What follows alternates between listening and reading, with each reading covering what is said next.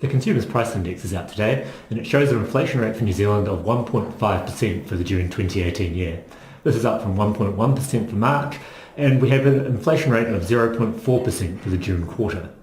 This quarter, the main things happening are a price rise for petrol, which has been countered by lower prices for home entertainment.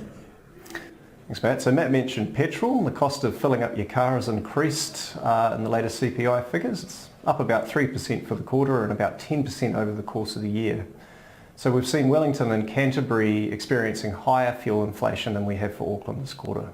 Next quarter we see the introduction of the regional fuel tax, so we'd expect to see that coming through in the CPI results. That's right, so a little bit more on those home entertainment price falls. So we've had a couple of things going on this quarter. We've had lower prices for TV sets, which are down around about 19%, and this reflects more of a change in quality than a fall in price. So TVs are getting better and people are getting better value for money.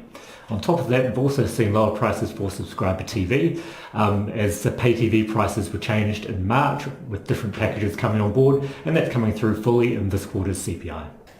And on the other hand, one of the main drivers of inflation this quarter were costs associated with running your household. So that's things like property maintenance, your rates, and your insurance premiums. In fact, insurance premiums were up 18% over the course of the year.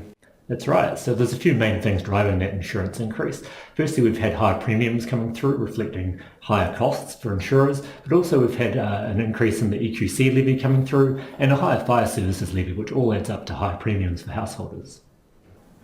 The cost of construction of new dwellings was also up over the course of the year, rising 3.9%, although this was less about what was happening in Auckland this quarter and more was what was happening in other parts of the country. That's right. So Auckland inflation for the price of building a new home has been leading the way for the past 4 to 5 years, with annual inflation rates of up to 8%. That was much lower this time around, but instead we're seeing the inflation come through in the rest of the North Island, other than Auckland and Wellington, and also strongly coming through in the regions in the South Island. So it's those areas other than Canterbury. They're up 7.2% for the year.